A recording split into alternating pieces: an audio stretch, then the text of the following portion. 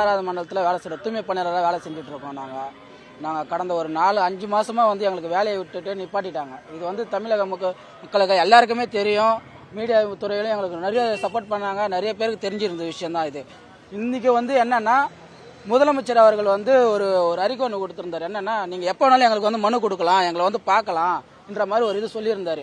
அதை நாங்கள் இது பண்ணிவிட்டு நாங்கள் போய் தலைமைச் செயலகத்துக்கு போயிட்டு எல்லாரும் தூய்மை பணியாளர்களாக போனோமே. நாங்கள் அங்கே போனால் இந்த காவல்துறையால் எங்களை ஒடுக்கப்பட்டு, தூய்மை பணியாளராக உடனே வண்டியை பிடி இன்ட்டு அடித்து உடைச்சி அங்கேருந்து தூக்கிட்டு வந்து இந்த மாதிரி சத்திரத்தங்களில் போட்டு அடைக்கிறாங்க. எங்களை அடைச்சிட்டு எங்களுக்கு தண்ணி இல்லை, இது இல்லாமல் கொஞ்ச நேரத்துக்கு முன்னாடி பார்த்தீங்கன்னா லைட்டு கீட்டு ஃபேனுக்கு எல்லாத்தையும் ஆஃப் பண்ணிட்டாங்க.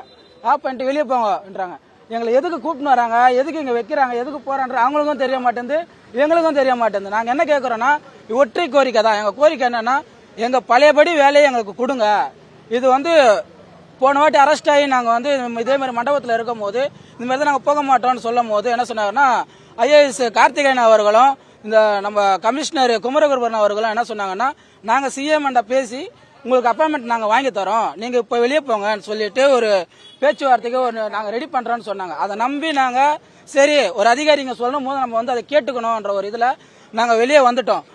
அது கடந்து ஒரு வாரத்துக்கு மேலே ஆகுது. நாங்கள் அந்த பேச்சுவார்த்தை இதுவரையும் அந்த பேச்சுவார்த்தை பற்றி எதுவுமே பேச மாட்டேன்றாங்க.